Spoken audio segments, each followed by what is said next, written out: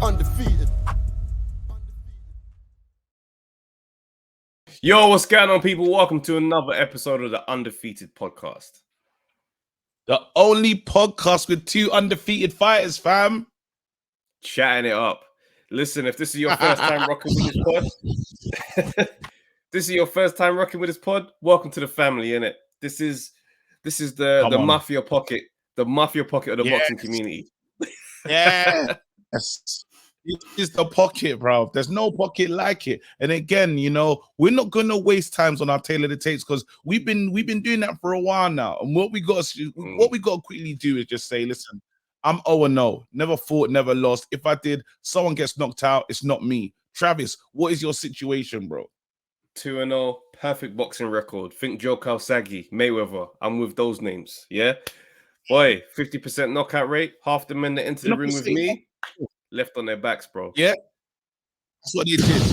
That's what they did. We need to get into it because what a week, fam. Again, when you want to be at 50%, but you need a bigger percentage, it's crazy. Bro. You know, I think, you know, as percentages go, when it doesn't work, see, trolling is great. Trolling is fun, yeah, but you have to win in the trolling. You have to win.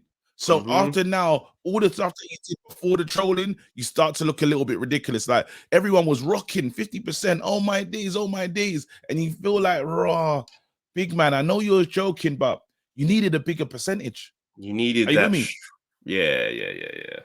It's what tough, percentage man. you needed to Say add? again? What to get through? What more percentage do you reckon he needed to get through that fight? Like, what would you giving him, like, so he doesn't end up on the floor like he did? 125%, I'd say. You got to you got to give us more. You got to give us more. Like, you know, Eubank Jr. getting stopped by Liam Smith was definitely the start to the year I did not think we were looking into, bro. Like, I had no idea. I never thought we'd see Eubank get stopped like that at all by anyone. I thought if it's going to happen, it's going to be a Canelo, a Triple G, you know, a Benavidez, like a top level guy. You know what I'm saying? No disrespect to Liam Smith. No disrespect to Liam Smith to say top level guy, but let's be clear, you're not operating at the world level now. So for me to see him get back, bro, the beating, it was just When you talk about, we talk about fighters having renaissance and stuff, and like while we don't call him top level, he's the highest. When you talk about skilled opponents, because I want to say, where is he on George Groves's? Where would you put Leo? I don't have him above George Groves because he's not above. That's what I'm saying. He's just, but he's not far from him though. I wouldn't say he's like he's just top. I would call him a top level opponent or someone that's very experienced in the ring and he knows how to move out. Yeah, he's a solid opponent. Like he's not a soft touch. He's that's not what I'm looking for. He's not a stay busy opponent. Yeah, I'm saying you wouldn't look for a Liam Smith to be like, yeah, let me get back into the swing of things. Like this is an opponent that I'm saying you're supposed to take this guy seriously. And I don't know that he took him seriously, or if it was just trolling. He did. Because let's be real, the trolling thing, Eubank does that effortlessly. That's just he knows how to be that guy. You know what I'm saying? You know, intellectually, some men they're a step ahead. You say something even mildly stupid, they've got it. He's that guy. So I don't know, man. It's a bad situation. Actually, no. I think when you talk about did he take it serious, he did take it serious. He took it absolutely seriously. You know, he knew that this fight is it's gonna say a lot. It's gonna set him aside, and it's gonna put him into the main lights, really. Because again, we've been asking ourselves questions about Eubank's career and where he's going, what he's doing. We've been asking these questions for a significant amount of time, and it's never been answered. Now he's finally got the public, something that he's probably looking for a very long time. Public was on board, and he say, "Look, we can rock. This train is going now. It's not stopping." Then what happens? Beefy shows up, and he says, "Listen, not today." But then I honestly feel that he prepared for him. He took him seriously because he knows. Again, when we talk about that moment that they keep bringing up about when he creased him, they know that happened. Like even the creasing. I'm not. Talking about the spar. He remembers the spar, like it or not. You'll remember if this guy, like, even if he was like, let's say you're playing a computer game with someone, say, rah, that person got the best of me at one time. You remember stuff like that, right? Like I when you remember that time. This is like how you remember when I destroyed you at FIFA, back to back games. No, when I beat you, when I beat you, like over again, and then after you went and trained. Yeah, that's right. No, so you went into the hyperbolic. Yeah. So you remember I did to you, then you took it seriously. Then I didn't take you seriously because you didn't see it as a challenge. And I haven't come back to the game recently, but I will. And then I destroyed I'll you. go back again. Then I destroyed you back to back games. I destroyed you. Do you remember that? Well, as I said, like we're moving on. We're moving into the VR world, so I don't know what you're talking about, bro. So you know what that means. No, I just thought I'd drill home your point that you're making about you remembering the beating that you taken. You know that if you're gonna bring stuff up, bro, we can bring stuff up, fam. We can bring up a whole lot of things, fam. I don't mind, bro. I just say, there you go. There you go. That's right. That's right. Look at the smiling. Yeah, bring up whatever you want to bring up. I don't care. What are you doing now? What about the fight? I just see you on the fight. I see you on the fight, mate. Well, Yo, but the good. Wait. We need to stay on this Eubank thing because it's a big thing to break down, bro. There's 100%. There's so much to it, right? So first of all, comes out and the early rounds straight away. I'm thinking, okay, this Roy Jones thing is still happening, and it's that first opening moment of like, oh, this is gonna be a long night because this isn't the guy to do this little half-hearted Roy Jones tribute act in front of. Do you know what I'm saying? And it's mad because there's certain things that Roy does here that you can see Junior doing, and it's just like, oh, you're just so annoying because it's like it's that little high on the front foot, flashing the jab, and you know the way he'd move his head. And I'm like, no, this is Roy. That's never been you for you to pass this off as you're not copying Roy. You are. You've been in there. You're copying him. Anyway, he's landing a decent little jab at the top. Now, Junior has never had a good jab, right? His thing has never been establishing the jab. It's come out, go to work, swing, uppercut. He'd find that uppercut out of nowhere. Anyway, all of that seems good. First few rounds is touch. I'll probably give them rounds to Smith, if I'm honest. Or say 1-1 at best, if I'm going to be generous to Junior. Third round now, it's more of the same, but then towards the end of that round, Junior starts to put hands. He starts to land some shots. It's consecutive shots, decent combos. You start to say, all right, he's going to wake up. But the whole time, there is some energy about Eubank Jr. in this fight that lets me know there's something about you that doesn't want to be hit. Today, you don't want to engage. You don't want to be in this man's space. Now, I don't know if it's in boxing to orders or mentally. You know that thing of I've sparred, right? And I've sparred guys where I'm like, I know this guy's amateur. Like he's better than man, isn't it? Like I'm just going in there to learn, but I could get hurt. And in my head, I'm wary. And then you have a little bit of success, but then you realize the levels are very different. So you don't engage. You just want to stay on the outside. This is what that fight felt like. In comparison. So, yeah, it's very much like, I just want to do enough. I don't want to go and do what you like to do. But it's one of the ones you say, but bro, this is what you like to do. That means he's taking your quarters. He's taking residence in your quarters. And he's saying to you, stay on the outside and keep it moving. I didn't like the energy. Got into the fourth. Very surprised. Because why are you in the quarters? You know, you break it down.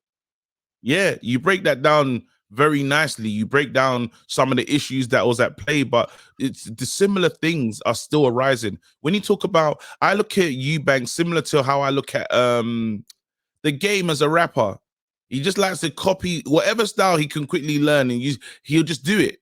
So you know, he's like, bro, like, what is your actual flow? And you look at Eubank, you say, are you your dad? Are you thingy? Like, are you Roy Jones? Like, who are you in the ring? You know, and that's the problem, because I don't think it's coaching. I believe it's someone that, again, he has great respect. Think of the people that he's trying to embody and follow and copy. Again, he's not his dad as a fighter. He doesn't have his dad's power. Yeah, yes, he has had his dad's chin. Yeah, but you're different, right? And the things that made you good was volume punching. Again, because of you, yes, you do have a great gas tank, but then ego gets in the way at times. So When you get into the volume stuff, or you throw the beautiful uppercut and you land it, bro, not only do we at home appreciate it, you're appreciating it in the ring and giving the person you're fighting time to recover, time to reset, time to say, because it's like he wants to let opponent know, I am better than you in all ways. You know, he wants to, you can tell there's just a little bit of ego there. I can't say little bit, there's ego there. And I think sometimes it's the undoing of him as a fighter. Now, when you talk about the Roy Jones elements, because I think his jab had got better. When we saw him against was it Williams? When we saw him against the Walsh guy that he fought just before, a sharp jab. He was throwing a decent jab. He was throwing a sharp jab. He's looking. So there's things that we said that there's been improvements, but then once again, the main issue is not coming forward. And also, let's look at the legs, right? Eubank Jr. never used to have terrible footwork. Like, he never used to have bad feet. He never had slow feet. Now I'm looking at him, I'm thinking to myself, there's something about your legs that ain't the same. Because Eubank used to be the type of guy that, you know, whilst he stayed at British level, in my opinion, too long, those guys couldn't land shots on him for a lot of the time. He'd defensively do things and just take the mick.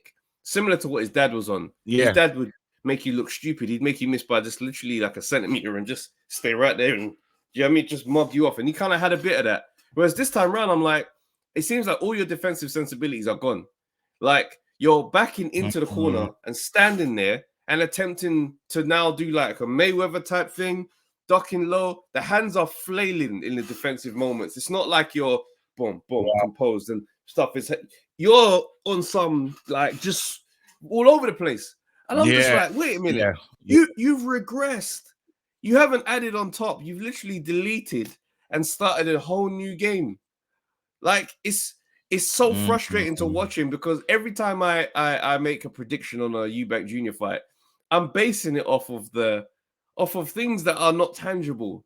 His vibe, his energy, his old highlights. Like, this is what you've done. And I look at the junior I've got now and I'm like, I don't think anybody recognizes your in-ring energy, like your in-ring persona, because it's not matching up with the personality. Big time. And the situation with Roy is... Go on. No, I was going to say the situation with Roy is a complex one, right? Because whilst Roy goes in as his trainer and he obviously is his corner man and they do work out stuff like that, it doesn't reflect the full camp that he's had, because it hasn't been a full Roy Jones camp. It's been a 2-3 weeks fly in. All right, we'll put the last touches on. Now, I know some trainers like to work like that, where it's like somebody else will get you in shape for the majority, but I'll manage you the last little bit and we'll tweak and we'll do this. But with that situation, it looks like it's either Roy for those last weeks, but before that, it's just him on his own watching Roy Jones highlight tape. You've seen it. Remember we said his best work is on the pads. His best work's on the... We've seen like what he does good. You know, when you looked at those videos, they're not coming as much as they used to, but you say, in the gym, the guy is electric. But the problem is taking it out of the gym where you have an opponent. You have someone that's going to say, listen, I might want to take this fight this way, or I'm going to fight dirty. I'm going to throw elbows. I'm going to throw this. I'm going to do whatever it takes to win. And again, we always talk about, we hamper on forever about the dark arts and stuff. And sometimes you have to play those games or understand them games or even know how to nullify them games when they're played. With the lack of... I'll always remember that interview. You always remind me of the guy's name that trained his father as well. He doesn't listen to me. He doesn't listen to anyone. Ronnie. He doesn't listen to anyone. And that is a big moment, because you can tell you're not allowed to act like that your whole career and think you're ready for the test now. I've got a little echo. Can you hear it? No. Not on my side. Maybe it's on my side. Okay, cool. But then when you behave the way he's behaved as a fighter, you've invested in this. This is what you've invested in, and now we're here. And you think that having just a couple of weeks with Roy Jones is enough? No, bro. That's a guy that still needs to learn. You need to learn him, and you still need to mesh your styles. 3 weeks or stuff. You need a whole training. You know what? Go and live there. It's the same what we said with AJ. AJ's not going to get the best out of his trainer until he's with him day to day, preparing. You're talking about, if you're talking about championships and wearing certain belts and stuff, you gotta turn over every single stone. You gotta be so engrossed in this. If you're just saying, you know what, I just want to make money here and there, operate the way you do. Operate how it is now. You'll be fine. You'll make the money you need to make. But if you're saying, boom, this is, I want to take over the division, you got to live like the man them, the hermits that be living in the gym, them and their trainer, again, going for it. So we are like, and it's the thing where it's like the humility that he doesn't have is the problem. The arrogance that we love him for, in terms of why I used to say, oh, him being a world champ would be the best thing ever because of how entertaining it would be. It's based on the level of arrogance that he's got is unnatural. That arrogance is why he's got into this position, because he's probably believed he was invincible. He's never been knocked out. You never see his legs go. He's probably thinking, you know what? For all the things I don't have, one thing I know, you can't knock me out. Now, he's got to go and be like, okay, I'm actually mortal. I'm not invincible. That is either going to be the making of a man, and it's hard to say it's going to be the making at 33, but it's either going to be the making or it's going to be the absolute finisher. Because if he can come back from this and truly believe the only reason he lost is because of a lucky shot, then he's definitely bluffing to himself. Now, there's talk about the elbow. I've seen a few men banging on the elbow, and I'll be honest, I don't look at the elbow and say that's the reason, because if you look at the flurry, whilst the elbow does land, I don't believe the elbow was intentional, right? And I believe the shots before and after is why we have the outcome that we had, because you see him take a big shot in that flurry. First of all, his legs dip. He stays up though, but it's like that dip where your body says, wait a minute, I want to stop. But then you keep going. Shot, elbow, uppercut, bang. So I'm not going to pretend like the elbow didn't happen. Clearly it happened. But in boxing, there are going to be moments where a clash of heads takes place, right? These elbow, the shots, like the way he throws the hook, right? How I've watched, it's like he has a slap hook. You know what I'm saying? It's to the side. And, you know, it's not really a slap, but it's like, you know, you turn at the last minute or you catch in the front of the knuckles. It's boxing, that happens.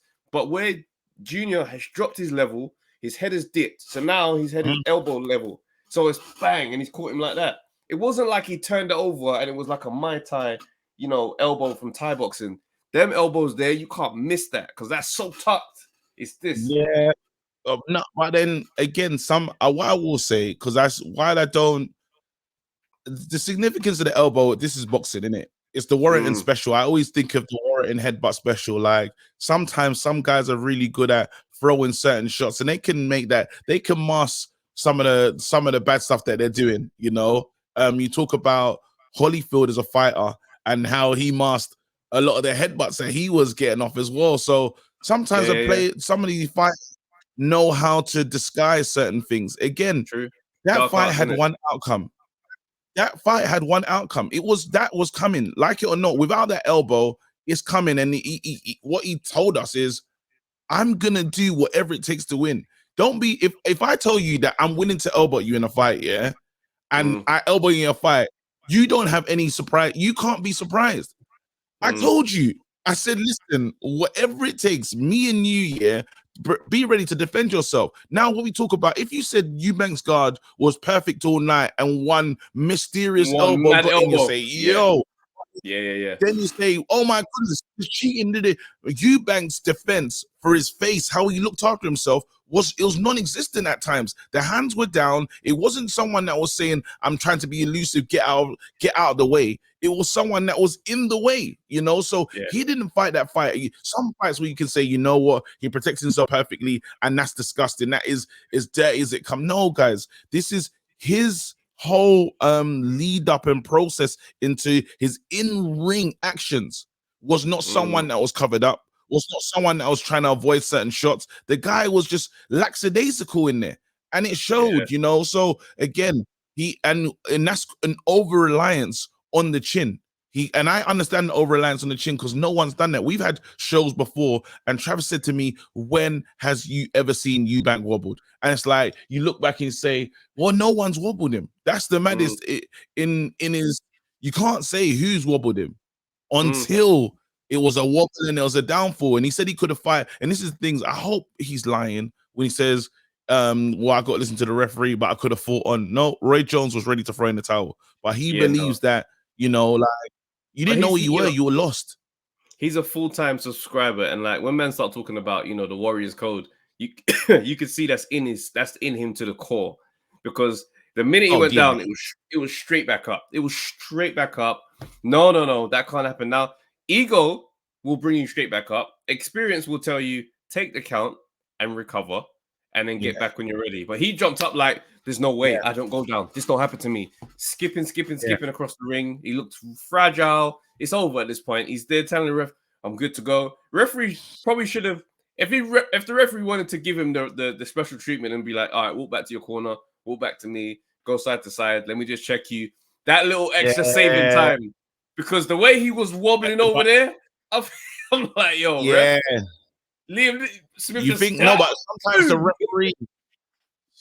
referee in them situations though, they will cancel the fight, and we would have been upset if they in the first stoppage because he gets up, and I think the referee was like, if I take you on that walk this way, walk that way, backwards thingy, he's on that one.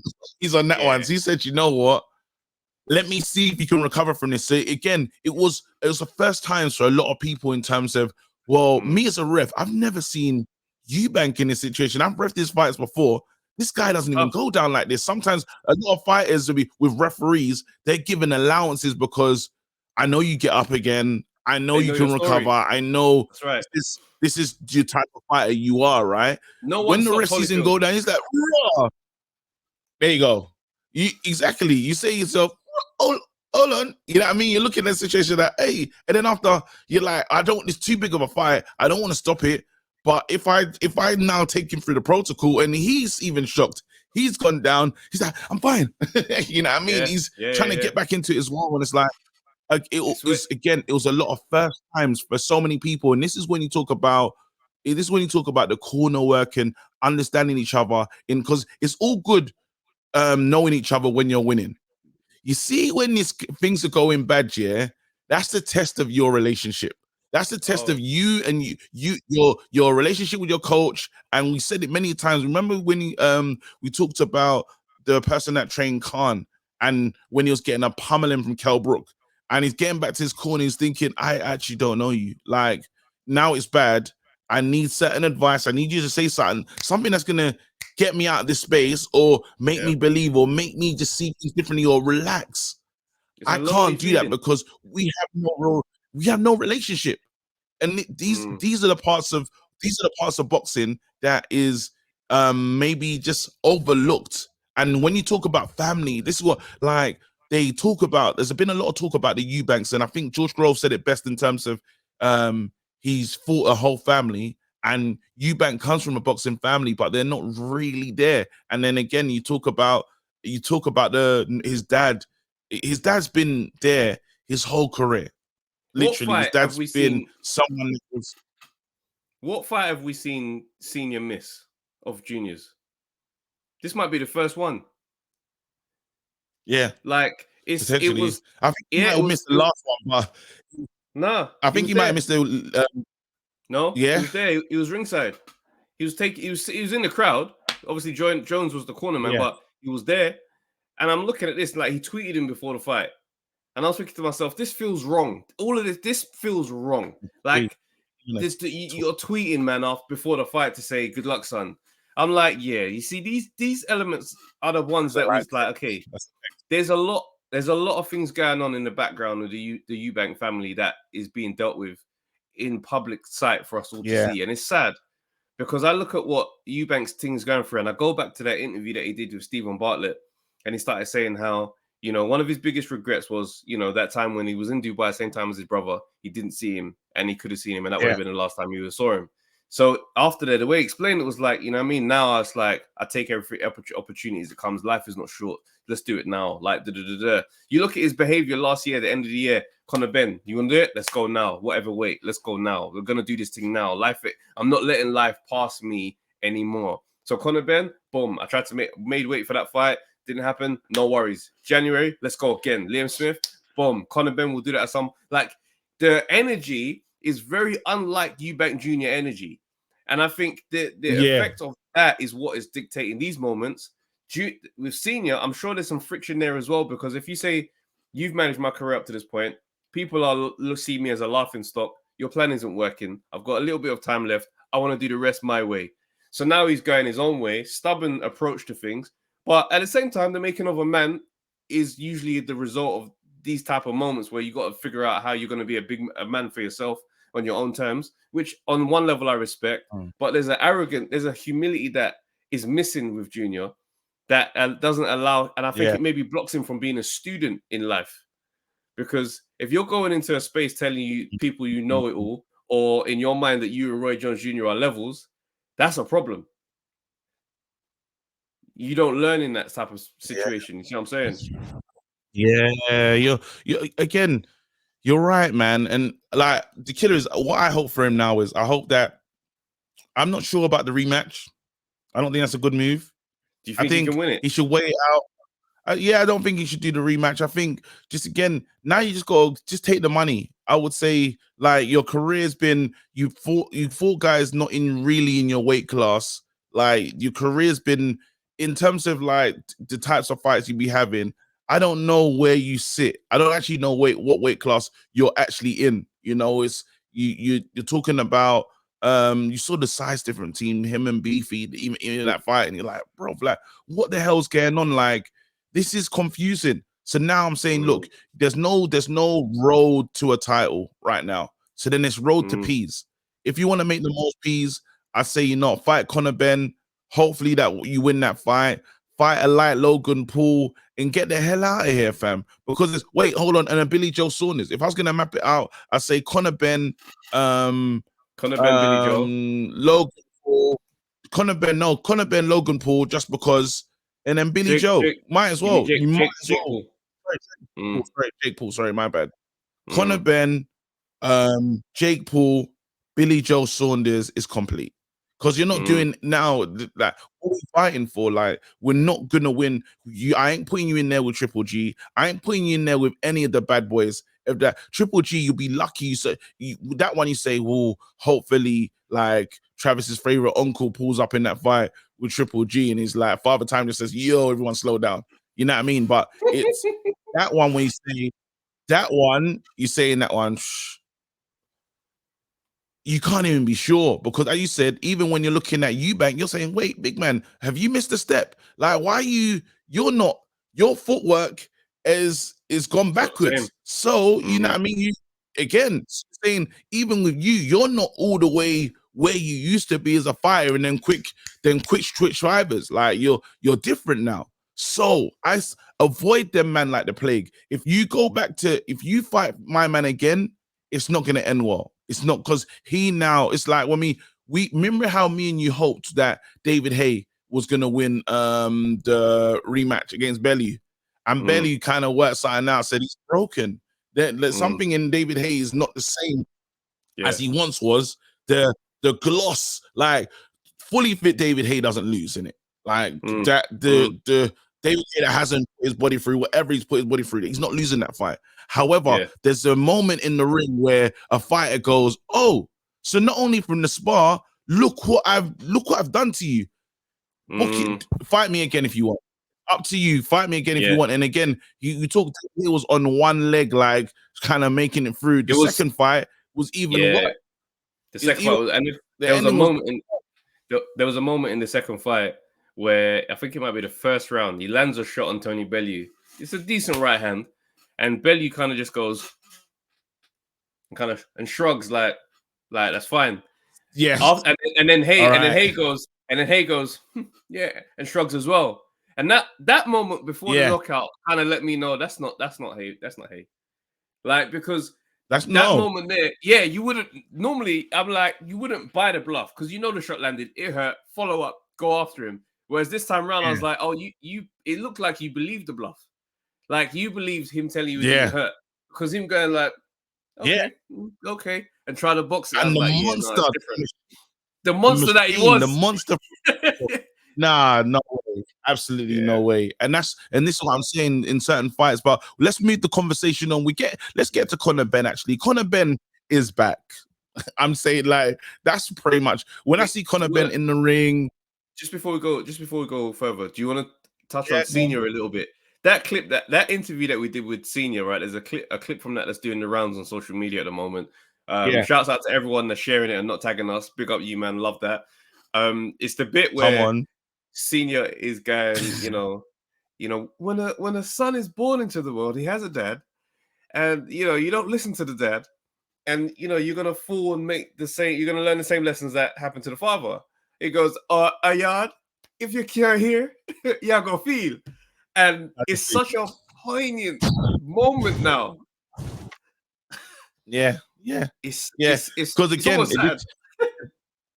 it's sad because the dad stepped away, and the dad stepped away from his career. And I think when you listen to the interview, I listened to this one interview with Senior, and he was talking about just kids listening. He's talking about his kids listening, and he had these other people in there that he said, these are my kids now that I'm gonna train up. Remember, he had the people that he's working with him and stuff like that. And we go, these people are gonna be great now, so and so. So he feels like it's his role to pass on the knowledge and teach, and he wants them to be willing students. But then the issue is when your child grows up, they have to make their own decisions. They can't actually just listen to you the whole way, or they're not prepared for life. So I think it's coming to a point of him having control and letting go of the reins, but then still being there. And sometimes if you're suffocating, your kids won't allow you to still be there, and I think that's some of the things they're dealing with. And yes, at times you'll be right in your situation, but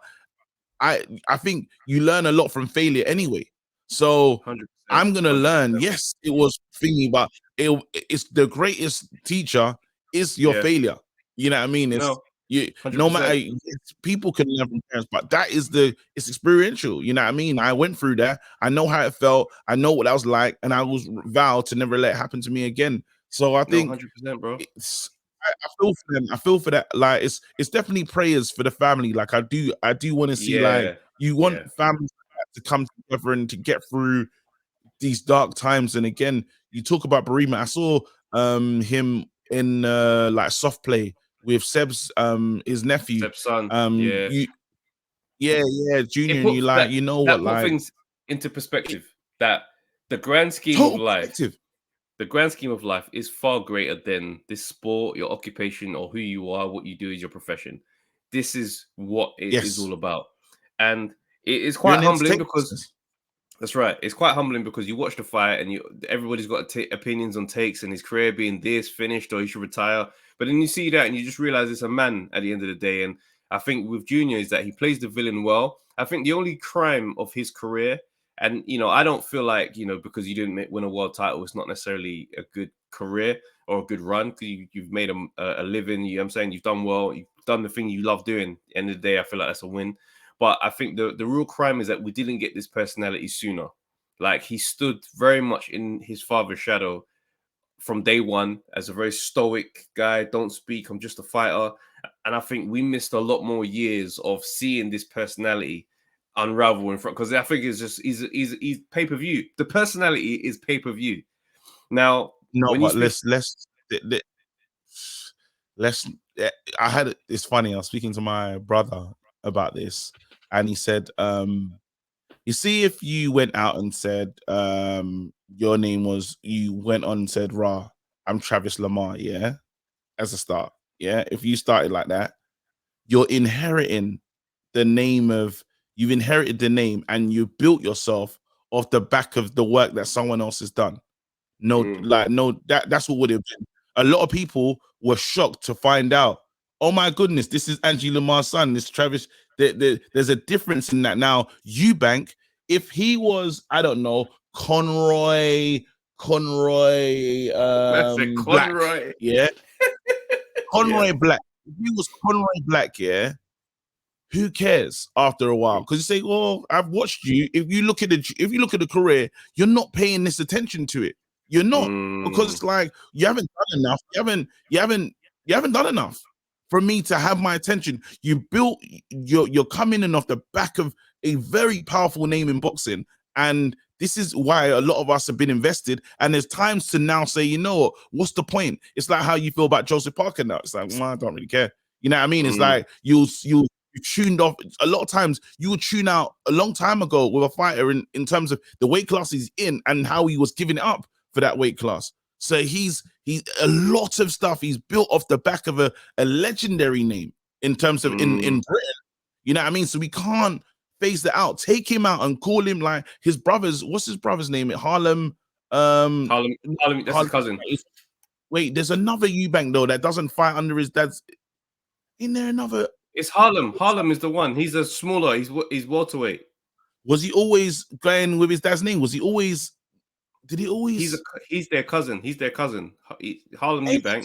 Ain't Eubank got another son, a dark-skinned son? Like he's a like Nathaniel Wilson is the name. Nathaniel Wilson. Go. And look what we had to do to remember Nathaniel. You know what I mean? And it's a different road because like you haven't had that thing locked in. Let's say I said Nathaniel. Remember we said Harlem Eubank came straight to me because it's like I've linked it. I didn't say Nathaniel. If there was a Nathaniel Eubank as it would be, yeah.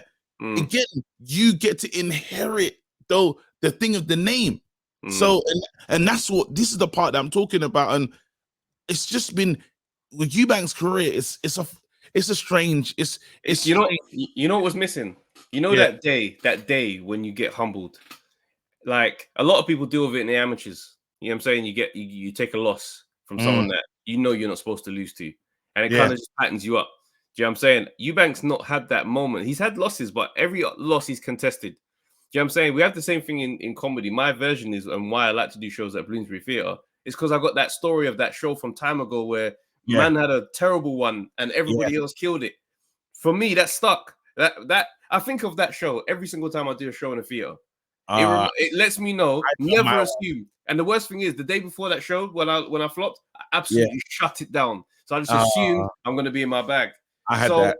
In boxing, it's the same thing. Eubanks never had that moment of, bro, you're not good enough. There's no argument now. You got stopped. Yeah. You have to rebuild or quit. Yeah. All right, man. That's crazy. My one was Birmingham. I never forget, man. I was killing shows, and you know the usual prep that I'll do before a show. I was chilling, busting jokes, all the comedians there. I'm laughing with A-Dot and stuff like that. I was vibing, and then they said my name, and I just stood up and walked out like that's my thing. Yeah. The energy. Bro, man, I hate it, bro. I just wanted the whole thing to swallow me up. Like I just wanted to, like I didn't want to be there, bro. And it's like, bro, and it's like, I was early in my career, so early in my career, and I think that's when again Slim gave me the best advice, and he said, "KG, you're just collecting fans." Cause that Slim, I don't even know this is for me, you know. He goes, "KG, I'm telling you now, you're collecting fans. Some days you collect one or two, some days you collect 200, 300." So I said, you know what? And that's been there. But then now I say to myself, well, how many are you going to collect tonight, bro? You have to prepare to collect as many as possible. Are you with me? And my next booking is potentially in this room. That was the mindset I went into things with. So again, from a loss, you learn. But let's move into Conor Benn's back. Conor Benn has returned. It's incredible. He's back. I saw him training. He hasn't turned on the comments yet, though. His comments are off on thing. You can't really. The soft launch. Yeah, the soft launch. But yeah, Conor Benn is back. What say you? Yeah, I mean, look, man, we're no different from the position that we were in last time we spoke about him in terms of the investigation and all those kind of things. I did see an article though that came out and said that apparently it's been held up because of lack of cooperation from their team.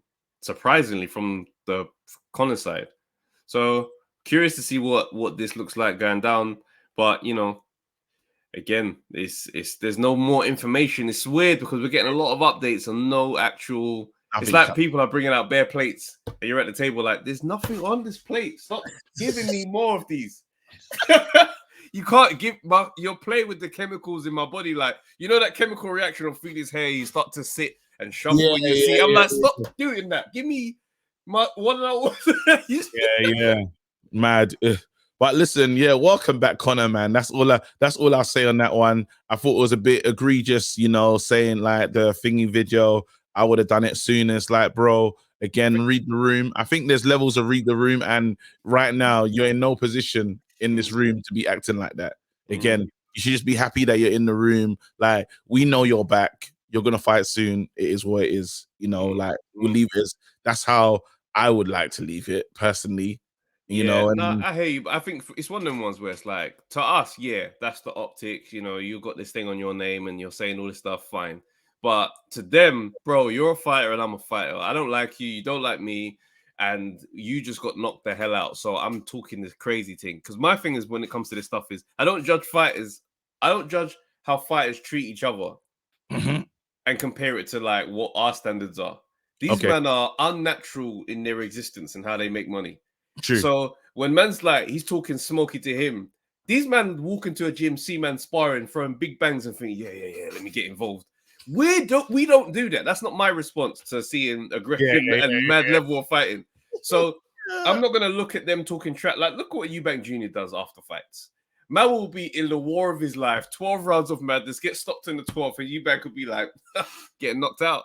That's crazy. Like, he's been this guy. So I'm never going to look at other fighters doing it to him now and think, oh, where's the line? Where's the line? No, bro. Not even a where's the... I hear what... These men do that. This is who they are. I hear what you're saying. It just... I don't know. It didn't sit well with me. And I hear it. Like, there's the boxer's code, and I'll never know the boxer's code because I'm not a boxer. That's the thing, what I mean? Yeah. So it's one of those things. But again, it's the court of public opinion in it. And we're a big part of the world as well in terms of they care about what the public think. If not, they wouldn't talk. They just keep quiet. Yeah. You know what I mean? And just rock each other when they meet each other. Yeah. You know what I'm saying? So it is what it is. Listen, like, it's a welcome back situation. And I just hope, I want to see him fight again. I'll be honest with you. I do miss Conor Ben Knights. I want to see him fight again, but I just that's what I'm saying. I'm happy to see him fight again. How all the other people are able to build up, because I think he can build to that. Like, I'm not saying he should never talk crud again, but it's like, bro, get back in the ring, do your thing gradual, you know what I mean, and let us kind of give us time to go on this new journey with you as you rebrand yourself to us, innit? You know what I mean? So yeah, it's what it is. I want to move into Coley React Poor. I love that. I love that so much, fam. That fight there is very exciting. That's going to be a cruiserweight fight that absolutely puts the cruiserweight division on a platform now. Because let's be real, we're not staying up to watch any of the other champions. We don't do that. We're not excited about those guys. Coley's brought a little flavor in there for us to start caring about these fights. But Coley and Riakpo, the power that these men have, this might be the cruiserweight AJ Wilder, bro. This might be special. No, but you know what's crazy about this one? I was watching that interview, the one on Sky when they're both there, and it's mad because while Riakpo has said his name, I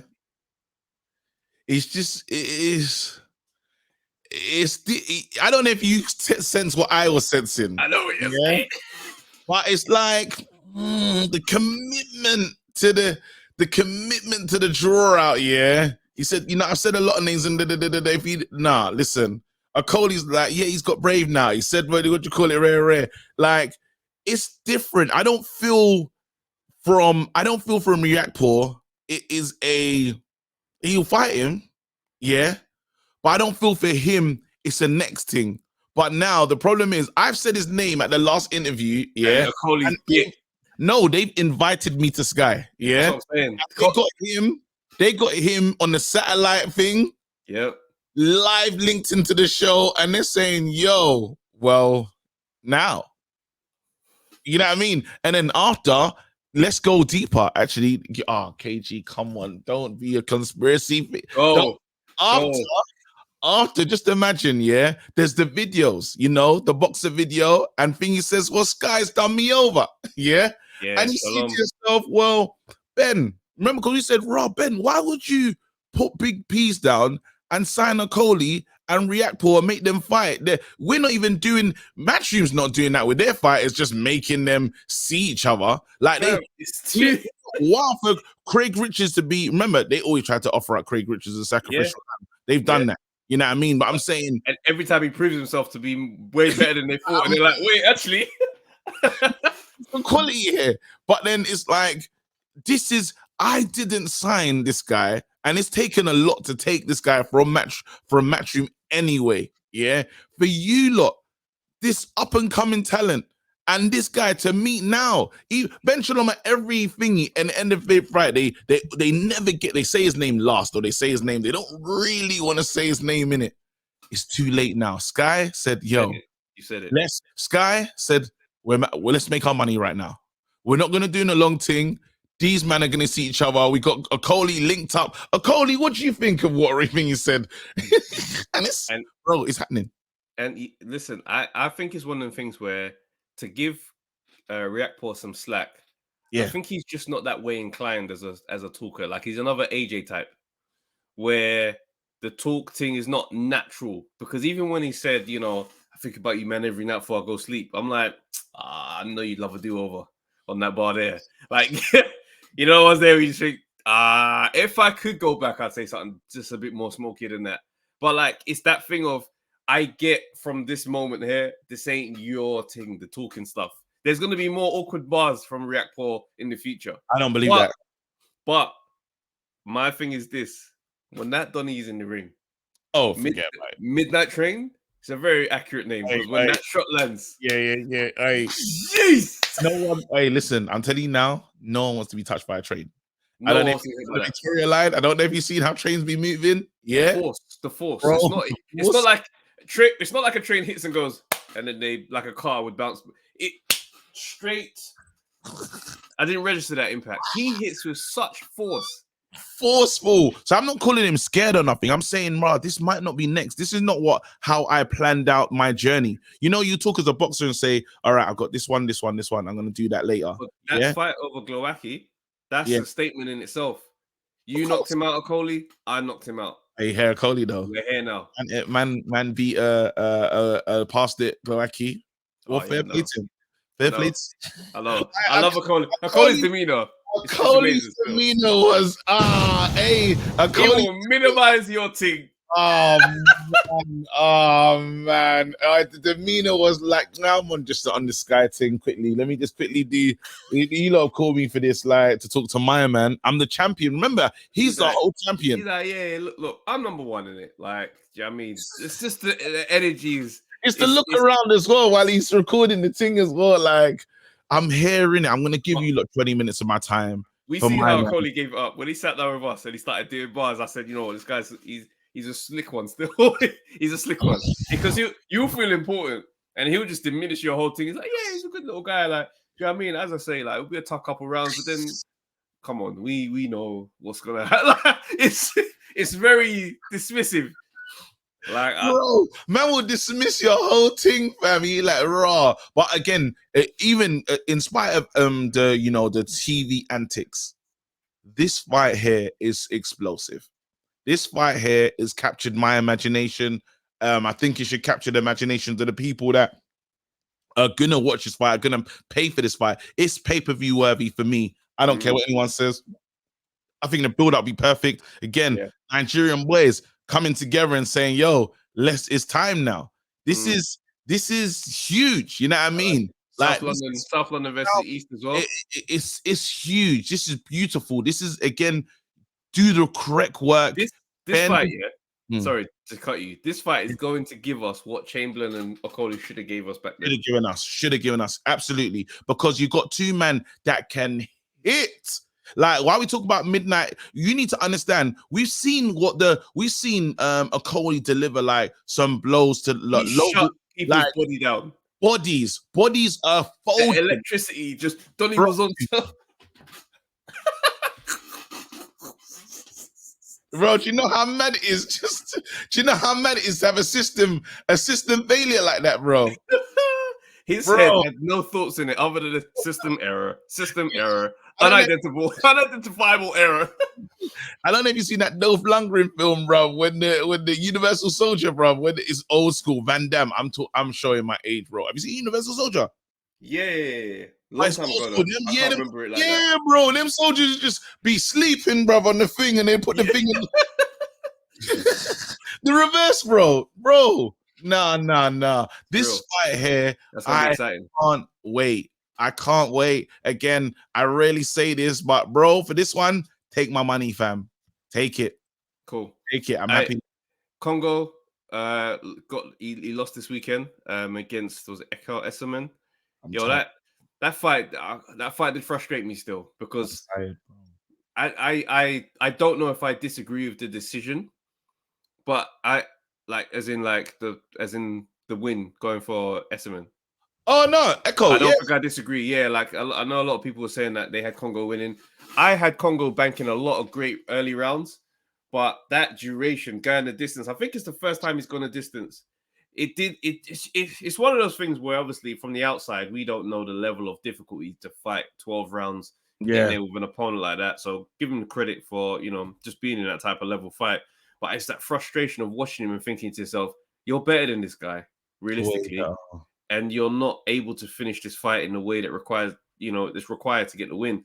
And I think there's a thing about Congo's style, right, that does frustrate me a little bit, because it's one of those things where there's some fighters who are just not better than that level, and you just look at them and say, well, you know what I mean, you did your thing. Yeah, I'm saying that's just how it goes for you. Whereas Congo, I look at him, I'm like, but you're better than this. But there's always that little missing thing from some of his performances where I'm like, keep finding it. It's like Craig Richards at times, but when we used to talk about Craig, it's just like you've got to go in with a different gusto. Like, it can't be I've done enough to win. Like you saw a lot of people had me. No, you've got to make this thing conclusive. Do you know what I'm saying? So it's like I see that in Congo a bit to a more stronger degree of like, it seems like there's a content with doing just enough. Do you know what I'm saying? It's like, put a stamp on this fight. You know what I'm saying? I was trying to look at I'm trying to remember like his box rec and stuff and the nights that he's had, because you talk about I never forget the McKinson one, right? The McKinson one where, and McKinson's a very difficult fighter. Like he's a mess, really, in tough. He's so awkward. Again, a lot of managers do not want to fight McKinson, right? So you have to see Congo there, and I thought he was gonna do way better in that one. Yeah, doesn't really do what he needs to do. Then we come to see him. I think it was the which one was it? The Formella one? Is that the one we went to in the Wembley Arena? Formella. Yes, that's right. Yeah, we were there. Oh, yeah. And it's like, it's all right. It's better. I mean? Yeah, it's better. It's better, but it's and then still, it's still like, and then after the Eko one, I said, all right, cool. I know what this is now. You know what I mean? And it's like, it's a shame because I'm excited about him as a fighter. And I remember watching him in the leisure centers early, you know, way back. Yeah. And again, I just feel like I had, in terms of what my expectation for him and what I'm seeing is different. That's the best way for me to put it. I think I don't know if there's things that he's got to change, but he talks the talk as well, because it's like better. But I'm just saying that in-ring savage that I saw in the leisure centers back then, I need that. I don't see it anymore. That's the one thing, that the person that I saw before, early in his career, I need that person to reappear, because you're getting left behind, and them man shouldn't really be like. I remember when he was hoping to call out the Conor Benns and this, that, and the other of this world and that, and it's like, I need a big. I need to see that mental switch go. I need a big performance. Like I think Craig, that mental switch has happened after that Boatsy fight. Yeah, I think he knows now what is required from him, because he's made of the stuff. Do you know what I'm saying? Speaking about Craig, he's made of the stuff that he has what he needs. I look at Congo, I'm like, you do have the thing that you need, but there's that mental side of it where I think his fighting style is like an extension of his personality. He's a very laid back guy, very chilled. Like you never expect to see too much hype from Congo.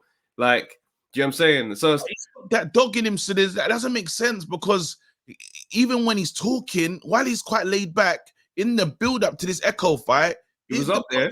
He was up there. So don't get me wrong, he's not soft. I'm not saying he's soft. Yeah, no, I'm not saying he's soft. In the ring. No, I get what you're saying. You're not calling him soft. I'm talking about, you're saying it's just your approach to fighting is quite chilled in the ring when it's time to speed up. Like, I remember when, I think McKinson did knock him down in the first round in that one. And it's like, I never saw a proper, like, the get back response from you. And it's like, I'm looking at you when you fight, I'm looking, where's the get back? When Echo's got you folded in there on the ropes and you're struggling in there, where's the true get back? Where's the thing where you tell Echo, listen, stop coming forward, stop coming to me, I'm gonna come to you now, I'm taking center of the ring, everything's changed. So again, you need that correct aggression. I'll still be watching, but I think in my head, I've kind of already made up my mind. I'm just watching though, and hopefully now I hope he proves me wrong. Yeah, my thing is, I'm still watching, paying attention to his career. It's one of those things where I'm looking at him, I'm thinking to myself, you need to find that thing that I believe is in there still. Yeah. I believe that thing is still in there, and I'm like, I don't know what it's going to take for you to get it, but you got to get it. You know what I'm saying? Right now, it's Yard Beterbia fight week. I feel like we've got to do a special video. We got to do another video. We'll do another video tomorrow on that. Do another video. That's going to be its own video, yeah. All right. Like, a lot of people been hitting me up. Yeah, I mean, them, yo, Trav, yeah, But surprisingly, a lot of men hit me up as well, saying, yo, I'm glad you spoke up on the Yard thing because, yo, I believe as well. I'm like, you know what? I think this weekend has a feel about it. Bro, we're gonna do a special video. We're gonna give that true attention. Cool. Listen, that'll drop tomorrow. People, stay locked in. You know what we're doing. We're moving. Oh, by the way, guys, the watch along, 100% happening. 100%. Yard better be if we're gonna be there. Yeah. So yeah, no doubt about that. Stay blessed. Speak to you a lot later. We're out. Peace. That's not right.